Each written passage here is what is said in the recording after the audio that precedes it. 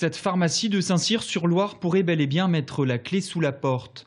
Depuis le 18 juillet dernier, Elisabeth Barichard ne peut plus vendre un seul médicament, même pas du paracétamol. J'ai des stocks de médicaments. Tous ces stocks de médicaments, je ne peux pas les vendre. Que ce soit du moment que c'est du médicament, que ce soit avec ou sans ordonnance. Son interdiction fait suite à une poursuite de 5 confrères des environs qui se sont opposés au transfert de sa pharmacie il y a 6 ans dans ce centre commercial. Il n'y aurait pas suffisamment d'habitants dans le quartier. Après des procédures répétées en justice, Elisabeth Barichard a perdu en dernière instance. L'agence régionale de santé a annulé sa licence et refuse toute demande de révision. Ne sachant plus quoi faire, elle a décidé d'entamer une grève de la faim. Là, on arrive au bout. On ne peut plus. Ça fait 5 mois qu'on ne peut plus livrer de médicaments, donc économiquement, on arrive vers la fin. En 5 mois, cette pharmacienne de 60 ans a perdu 92% de son chiffre d'affaires. Elle a licencié 2 personnes.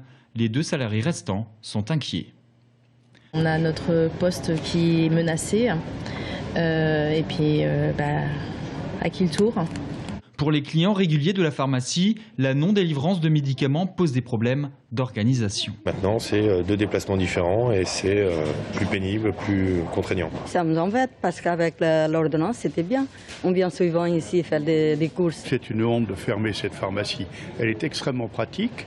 Un comité de soutien a été créé et en 3 mois, une pétition a réuni plus de 4500 signatures. Y a-t-il trop de pharmacies dans le secteur de Saint-Cyr-sur-Loire ? Pour le président du comité, la réponse est non.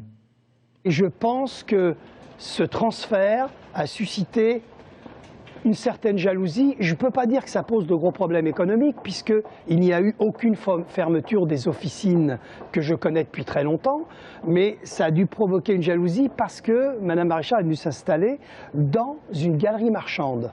En entamant une grève de la faim, Elisabeth Barichard lance un dernier appel pour sauver sa pharmacie. Elle a malgré tout déposé un recours hiérarchique auprès du ministère de la Santé.